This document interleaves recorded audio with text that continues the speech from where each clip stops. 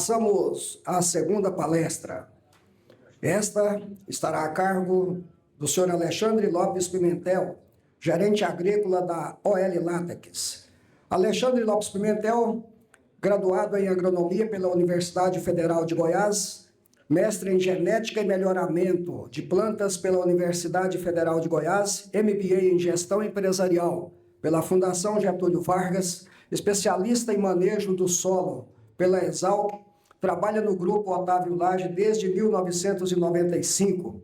Foi gerente do negócio de grãos e sementes, incluindo produção e beneficiamento de sementes de milho, sorgo, feijão e forrageiras e produção de cereais. Também foi melhorista do programa de milho híbrido. Gerencia atualmente o negócio de produção de borracha natural com 3.400 hectares de seringueira, 620 colaboradores e mais de 6.000 toneladas de borracha seca por ano. Com os senhores Alexandre Lopes Pimentel.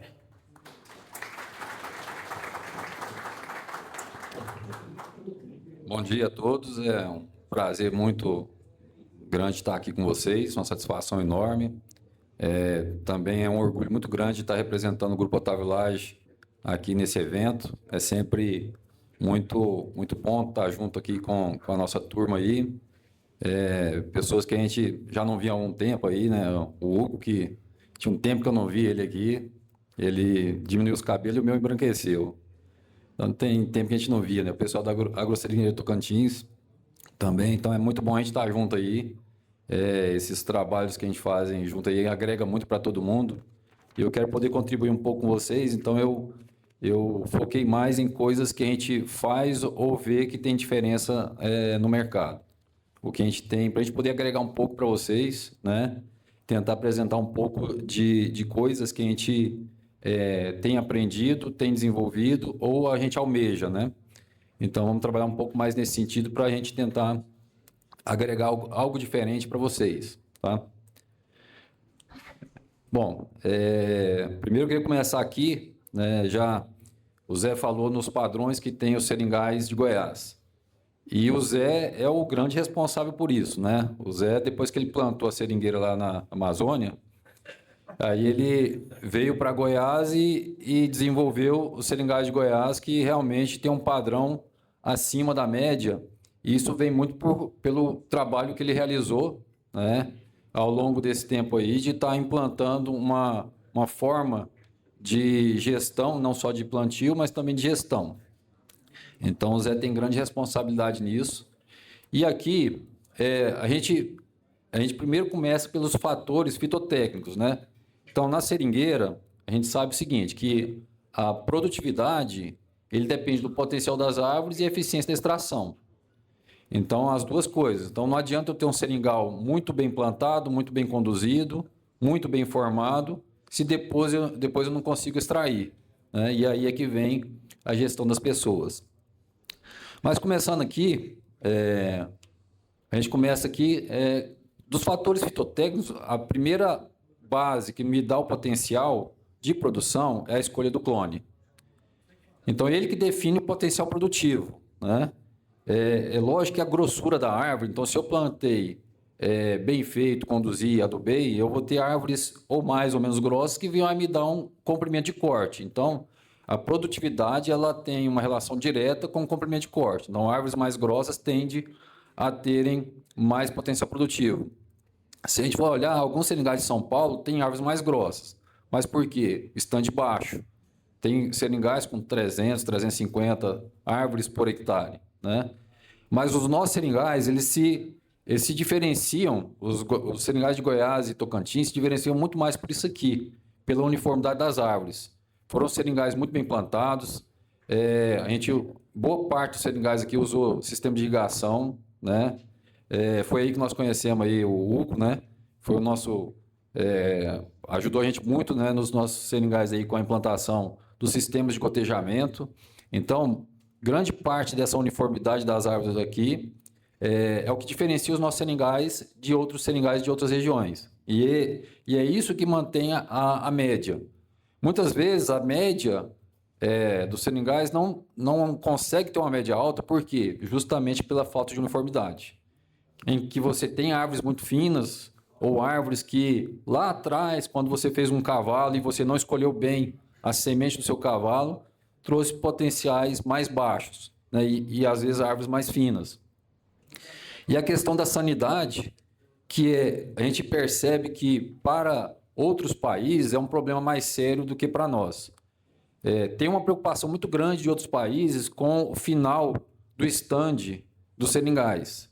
Então, a gente vê que tem uma preocupação grande com árvores que caem devido a vento, árvores que morrem.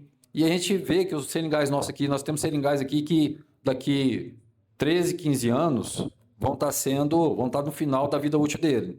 E o estande não caiu. Se a gente pegar nos 10 primeiros anos de plantio, ele cai, mas dali por diante a gente tem pouca mortalidade de árvores. É muito difícil você ver uma árvore morta nos nossos seringais, muito difícil. E isso é uma preocupação de outros países, né? Bom, mas trazendo um pouquinho aqui de conhecimento que agregue para vocês, né? Na nossa região aqui, nós temos aqui os clones PB217, PE255, RIN600 e GT1, que já são bastante conhecidos, são clones que já estão muito consolidados no mercado, né? Que alguns têm uma produtividade mais alta no início, outras mais no final. A gente sabe que o RIN600 às vezes perde um pouco mais na casca regenerada, né?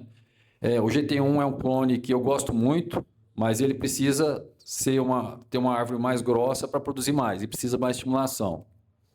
Mas o que eu quero chamar a atenção mais são para os clones novos, que a gente, através de um trabalho em parceria com a Embrapa, né? A gente teve primeiro um trabalho lá na Moraes com o Fernando, né? Eu até vi o Fernando aí entrando aí. Ah, tá ali. O Fernando que começou esse trabalho lá na Moraes junto com o Dr. Ailton na Embrapa. De lá nós pegamos alguns clones também e outros clones e levamos para Porteiras, onde a gente também pôde fazer um estudo lá por muitos anos com o Dr. Ailton, que fez um trabalho belíssimo. E levamos novos clones lá para Bandeirantes e a gente plantou lá 12% da área são clones novos. Bom, o clone campeão por enquanto tem sido o RIN 901. Opa, desculpa. O RIN 901. Entretanto, esse é um clone muito instável. Ele está tendo muita árvore seca, está aumentando muito rapidamente a quantidade de árvores secas. Então, é um clone que a gente precisa observar bastante ainda, mas eu não apostaria nele por enquanto, porque eu vejo que às vezes ele cai muito a produção e depois ele sobe de novo, mas ele é muito instável. Então, eu acredito que precisa de mais tempo para a gente conhecer ele. Agora, esses 3 clones aqui, esses são muito promissores. A gente está tendo um desenvolvimento muito superior ao RIN600. O PC119 é um clone que ele produziu 10 quilos no segundo ano. 10 quilos no segundo ano. Agora, e o talhão que ele foi plantado é um talhão muito fraco, com cascalho, pedra. Eu acredito que se a gente tivesse plantado esse clone numa área boa, de um argiloso, alguma coisa assim, ele estaria até muito melhor, porque lá não ficou muito uniforme o seringal. Agora tem uma coisa, ele é um clone de casca muito fina, e ele precisa realmente, assim, ele precisa de um sangrador muito experiente, porque senão acaba ferindo bastante. E é engraçado que ele produziu 10 quilos no segundo ano, nosso sangrador quebrou o pé e trocou o sangrador, aí a produtividade foi mais baixa. Então, não é para qualquer sangrador esse clone. Excelente, mas não é para qualquer sangrador. Agora, o PB312 e o SCAT, que é um clone chinês. Esses dois aqui são excelentes. Esse aqui ele parece um poste. Fuste reto, não precisa você ficar tirando as galhas até muito alto, porque ele desgalha assim mesmo.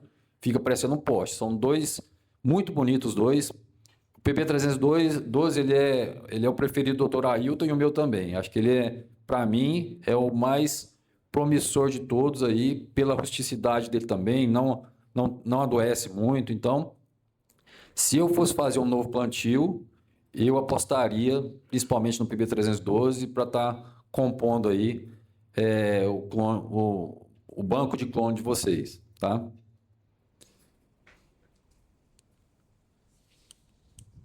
Bom, uma outra coisa que eu posso agregar também, que a OL consegue agregar, é assim, a gente acredita que o seringal é uma cultura muito equilibrada, sanitariamente falando, né?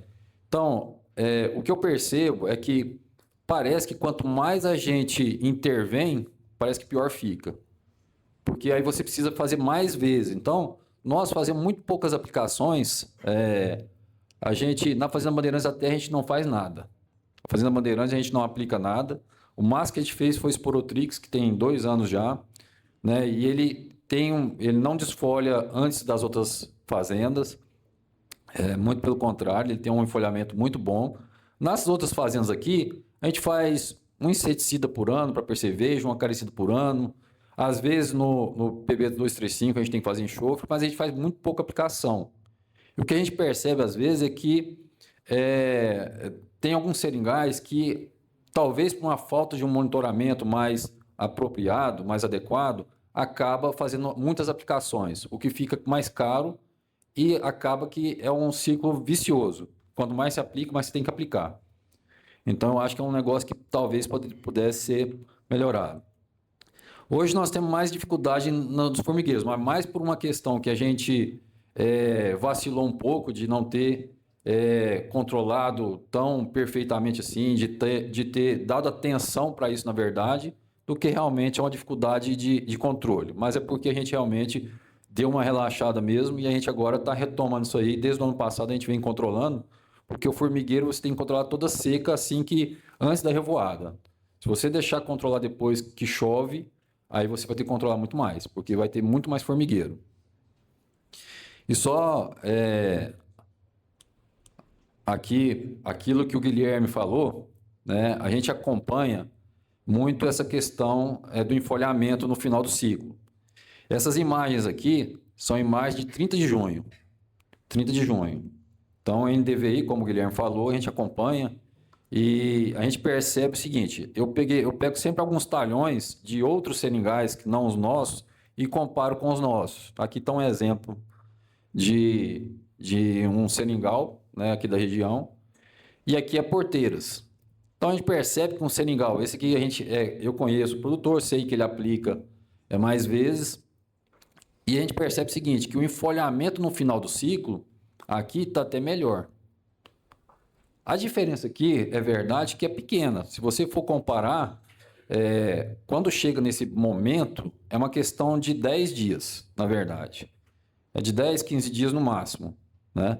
Mas, mesmo assim, eu acho que é uma coisa que a gente poderia repensar nas aplicações que eu estou fazendo, se eu estou mais desequilibrando, né? E estou provocando um pouco mais de aplicação de defensivos que eu poderia economizar, tá? Eu acho que é uma coisa que a gente poderia pensar mais. Mas esse monitoramento não é difícil fazer, né, para o NDVI, tem aplicativos que fazem isso, assim como o da Syngenta, né, que a gente também trabalha na soja, já há algum tempo a gente trabalha com o da soja, e eu vou comentar mais para frente aí essa questão da CropWise aí, a gente pensar alguma coisa para seringueira um pouco diferente.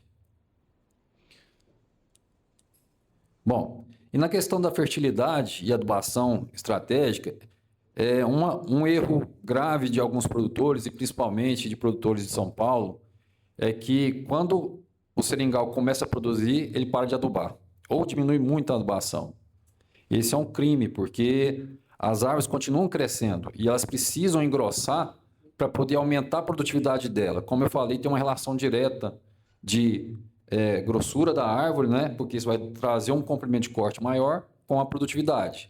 Então, a gente precisa dar uma atenção especial, né? Principalmente esses nutrientes que estão aqui, que são nutrientes potássio, fósforo e cálcio, que são constituintes da árvore, né? O potássio que é importante para a produção e o nitrogênio, que é o nutriente que mais, vamos dizer assim, deixa a planta desenvolver. É o nutriente que consome maior quantidade para o desenvolvimento da árvore. Então, a gente tem que olhar com muito carinho o nitrogênio, conversando com o Guilherme, tem áreas que ele está fazendo 90 kg de N por hectare, que é uma adubação muito boa, então com certeza deve estar dando um incremento médio aí anual muito bom. E a gente pode fazer essa avaliação até por uma certa escala que a gente coloca aqui. Se você tem o seu seringal crescendo anualmente, tem que crescer em torno de 2 a 3 centímetros por ano de circunferência, né? Menos que isso, você tem que dar uma olhada se você não está adubando ou se você está super explorando. Porque há uma concorrência, né, de assimilados ou para produção ou para formação de casca, né? Para formação para engrossar. Então, nós tivemos até situação, por exemplo, na PB217, que ela estava engrossando muito. Ou seja, a gente estava deixando de produzir. A partir do momento que a gente até estimulou mais a PB217, ela entregou mais. Na Porteiras, ela não era um clone que se destacava. Até o momento que a gente começou a estimular mais. A partir do momento que a gente estimulou mais, ela foi para a ponta das mais produtivas. Então, esse acompanhamento a gente pode fazer. Cresceu mais de 3 centímetros, aí tem que ligar o alerta que eu estou subexplorando. Provavelmente eu estou deixando de cortar o que precisa. Eu estou deixando de trazer receita para o presente, tá? Posso pensar como investimento? Posso pensar, mas você não está trazendo receita, né, para o presente, e ainda mais nos juros que a gente tem, né? Se deixar para depois, não é uma estratégia muito, muito boa. Bom, mas aí a gente falou que uma coisa é você ter potencial. Então, nós plantamos bem, como o Zé falou, a gente tem os seringais muito bem plantados, conduzidos, uniformes, tudo, mas e agora? Chegou a hora de cortar, da gente extrair. Aí nós temos esse problema, desafio da gestão de pessoas. Esse é um problema sério. Décadas atrás, a gente tinha certeza absoluta que no final da safra eu ia ter cortado 60, 62, 63 cortes por ano. Agora está muito difícil de manter isso, né? Porque a produtividade só vem caindo. Nós tínhamos aqui em Goianésia uma média histórica nossa que a gente falava que um sangrador cortava 1.500 árvores por dia. E isso só cai. Só cai. Hoje ficando na média de 1.300 árvores por dia, 1.350 quando está bem, né? E um turnover de 4,5% ao mês. Isso quer dizer que a gente troca a equipe, mais da metade da equipe está sendo trocada por ano. Isso aí uma hora vai parar, uma hora vai acabar, né? E os custos só crescem, né? Porque as pessoas, a remuneração das pessoas acompanha a inflação, né? Mas o preço não tem acompanhado. Agora ele está reagindo e eu acredito que agora não cai mais. Acho que agora tem 4 anos aí que fecha, né, com balanço em que a oferta tem sido menor do que o que tem sido consumido. Então, eu acredito que agora a gente vai ter só preços maiores, né? Mas no final das contas a gente tem o quê? Menos cortes. Isso significa mais dificuldade de produção, né? Bom, e aí essa média que vem caindo, chegando aí aqui a 1.350 árvores por dia, né? E às vezes a gente fala assim, não, mas o meu sangrador ele fecha a tarefa por dia, então ele corta 1.500, mas isso aqui é uma média anual. Média anual. Para ter uma média anual... Oi, Fernando. Desculpa interromper. Com relação a esporte por saco, está relacionado à dificuldade de mão de obra? Sim, sim. Relacionada à dificuldade de mão de obra. A gente hoje, com essa produtividade mais baixa dos sangradores, para a gente poder dar os mesmos 60, 60 cortes antes, a gente tem que inchar a equipe. E aí vem o custo. Então, por isso que é uma conta que a gente consegue dar o 60, consegue, mas você tem que inchar a equipe, porque a sua produtividade por sangrador diminuiu bastante. Então, você não pode trabalhar com aquelas médias de 3.000 árvores por sangrador. Talvez tenha que reduzir isso e aí o custo acaba pegando a gente, né? E uma coisa que tem um alerta agora para nós é que se entrar nesse sistema de 5x2, a gente diminui o potencial aqui de 17% de cortes por ano. Tirando o sábado, né? O sábado representa 17%. Então, onde que a gente vai retomar isso, né? Talvez eu pense o seguinte, que no sistema de parceria, o parceiro não segue a CLT. Só que eu acho que o parceiro, ele já até antecipou isso aqui, que eu acho que ele já não deve trabalhar, acho que muitos parceiros não trabalham sábado, não. Trabalha, Guilherme? Alguns, né? Então, assim, essa é uma dificuldade grande que nós vamos passar no nosso trabalho aí, é de entender como que a gente recupera 17% a menos de corte se a gente não puder trabalhar, né? É um desafio grande.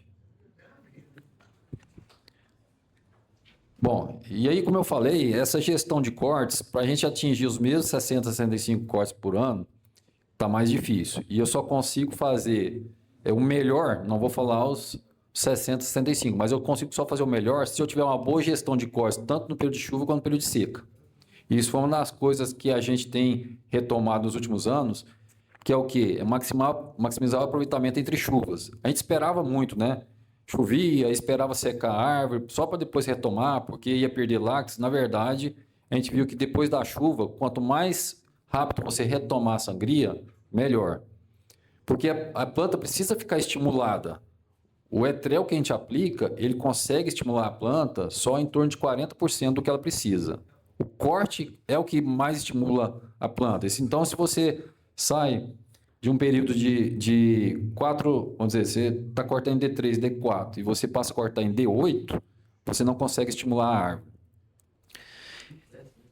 E o importante é a gente também tentar cortar logo depois da estimulação. Logo depois, no período de chuva, a gente fala no segundo dia após a estimulação. No período de seca, a gente pode deixar para o terceiro dia, que seria o melhor. Por que a gente não faz aqui o melhor? É porque senão pode chover lá no terceiro dia e você passa para o quarto, e chove de novo, você passa por quinto. Então, por uma questão de gestão de risco, né? E a frequência no período de seca de D3. Se a gente pudesse trabalhar o sábado, eu daria conta de dar 2 cortes por semana. Então, essa aqui seria a fórmula para a gente poder dar os cortes que precisa, tá? E na estimulação, como foi dito lá, então seria mais ou menos a dinâmica de estimulação no período de chuva, seria mais ou menos essa aqui. Seria, eu sangro hoje, amanhã eu aplico estimulante, então descanso um dia e aplico no outro dia. Se eu fosse no período de seca, eu ia colocar um dia a mais aqui. Esse é o que a gente consegue o máximo de produzir borracha, né? Cortando logo após a estimulação. Então, esse é um ponto que poucas pessoas ou poucos sangradores seringais dão muita importância para isso aqui. Com o mesmo corte, você pode produzir mais ou menos. Só você dando atenção para isso aqui já é um grande diferencial, tá? Bom, isso aqui tem sido vamos dizer assim, a estratégia que a gente tem batido mais na nossa liderança, que é o planejamento semanal. Grande maioria da liderança, ele faz planejamento diário. Hoje, fechou o dia, sangrei tais tarefas, amanhã eu tenho que coletar tais, tenho que passar entre tais, é diário. E, na verdade, isso não funciona bem, porque tem muitas coisas que eu preciso olhar mais à frente, né? Inclusive, aquela questão lá da estimulação, se eu não mais ou menos prever onde que vai estar meu sangrador, eu não consigo atingir isso aqui. Eu não consigo. Então, aqui eu coloquei alguns erros que acontecem por falta de planejamento semanal. A gente vê sangrador que é colocado para coletar, que é um crime num dia de sol, você tirar um sangrador para coletar, é um crime. E isso acontece por falta de planejamento. Por falta de planejamento, entendeu?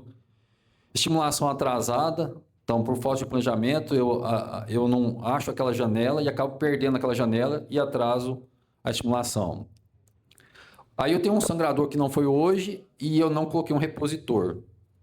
Eu poderia, se eu tivesse um planejamento semanal, eu poderia retirar alguém de uma atividade menos prioritária, mas coleta, por exemplo, se eu não estiver coletando na frente do sangrador, eu posso tirar ele, porque a borracha já está no copo, ela está garantida. Agora, eu não cortar, esse não está garantido, e a árvore não espera. A árvore não tem armazém, ela não espera, então eu tenho que cortar. Isso é um dos grandes erros, é não colocar reposição no dia. Copos virando borracha. O que é isso aqui? É assim, aí eu também, por um planejamento, eu deixei o sangrador dar mais um corte, sendo que o copo já estava muito cheio, e aí ele vai ter que virar a borracha porque não cabe no copo. A produtividade dele pode cair à metade. Então, se ele já está cortando menos, que é 1.300 árvores, vai cortar 800 árvores, 900 árvores, porque atrapalha demais. Isso aqui pesa demais para o sangrador, né? Falta de atrelo nas tarefas, então aquela perda de tempo no início. Eu não me preparei, não preparei o conjunto de aplicação do sangrado, lá da pessoa que vai aplicar, não preparei o etrel e eu tenho que correr atrás. Aí, quando a pessoa vai começar a estimular, já é 9 horas. Falta de planejamento também. Coletas desnecessárias do copo vazio. Então, eu não me planejei direito, passei um coletador para coletar e não tinha tanta borracha no copo. Eu vou coletar 10 caixas, 12 caixas. Já vi isso acontecer demais, né? Coletar 12 caixas. Então, por tarefa, né?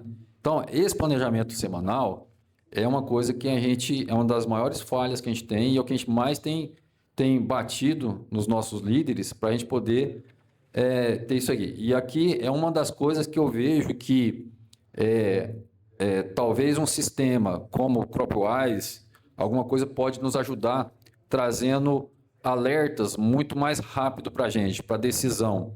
Eu acho que a gente precisava ter um ambiente igual tem a CropWise, mas também direcionada à mão de obra, tá? A gestão da mão de obra.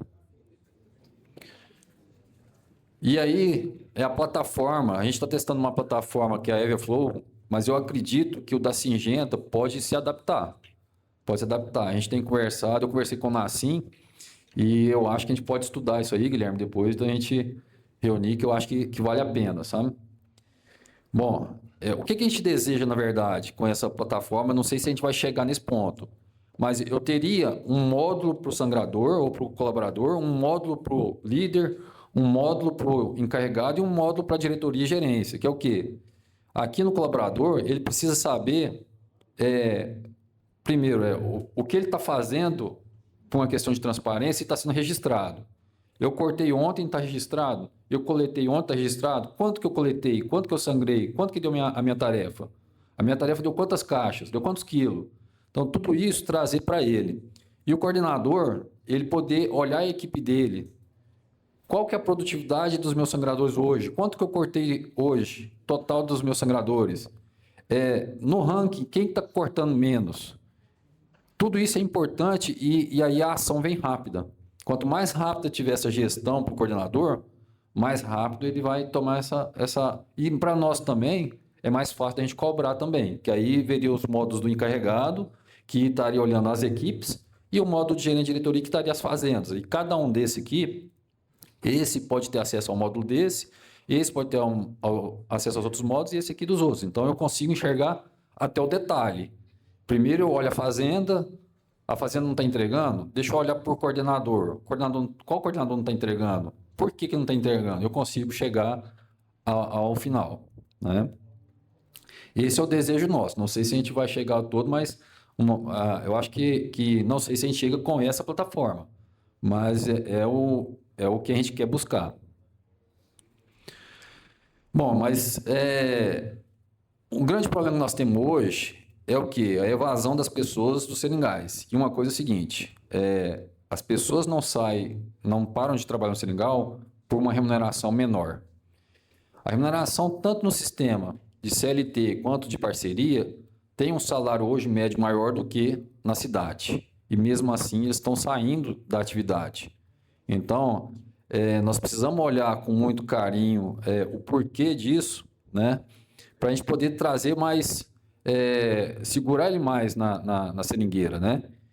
E um dos pontos que eu acho que a gente precisa fazer é realmente ressaltar que a seringueira é uma das atividades mais sustentáveis que existe, né? E nós vamos falar nisso aí. Mas uma estratégia de redução de dependência de mão de obra que a gente pode citar aqui,